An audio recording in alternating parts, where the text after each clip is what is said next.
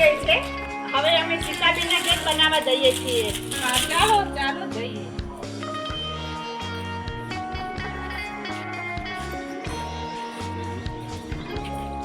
બટાકા ધોઈને લીધા છે। બટાકાને વેફર માટે પહેલાં તો ચક્કુથી તેમની છાલ ઉતારી નાખવાની।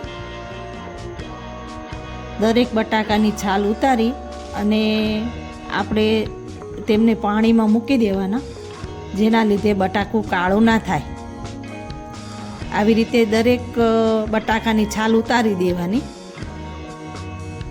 અને બટાકાની વેફર બનાવવા માટે બજારમાં પણ છીણી આપણે મળે છે।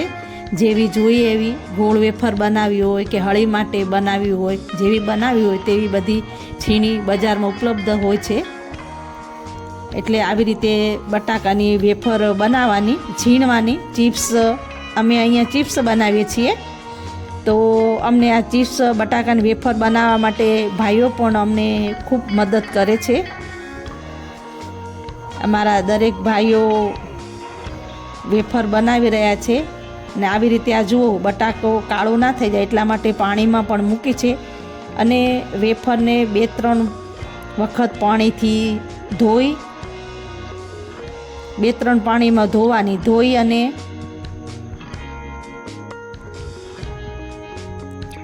ચૂલા પર મોટું તપેલું રાખ્યું છે, તેની અંદર અમે બાફવા મૂકીએ છીએ। સારી રીતે બફાઈ જાય તેના પછી અમે બાજુમાં એક ખાટલો પણ રાખ્યો છે, તેના ઉપર વેફરને અમે નિતારવા મૂકી દઈએ છીએ।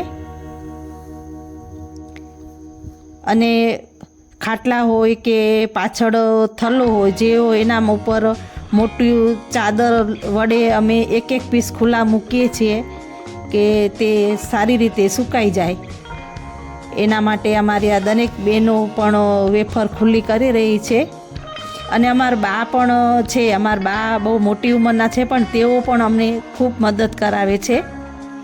તો આવી રીતે અમે એક વેફર ખુલ્લી કપડા ઉપર મૂકીએ છીએ અને આવી રીતે અમે વેફર સુકાઈ જાય તેવી રીતે ગોઠવીએ છીએ। અને બધી બહેનો ભેગી થઈ અને બટાકાની વેફર બનાવીએ છીએ। આવી રીતે અમે બટાકાની વેફર બનાવીએ છીએ।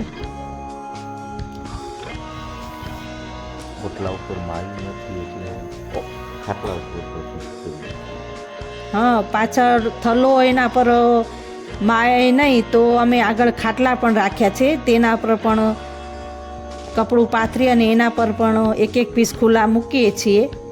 આવી રીતે અમે વેફર બનાવીએ છીએ। અને બજાર કરતાં પણ ચોખ્ખી અને ખૂબ સરસ વેફર અહીંયા અમે બનાવીએ છીએ। તો થોડી મહેનત અને પૈસાનો બચાવ, એવી રીતે આપણે ઘર બેઠો ઘર પણ સચવાય અને વેફર પણ સારી થાય, એવી રીતે અમે દરેક બહેનો પ્રયત્ન કરીએ છીએ। ધન્યવાદ। આ વિડીયોને લાઈક, શેર અને સબસ્ક્રાઇબ કરવા ખાસ વિનંતી।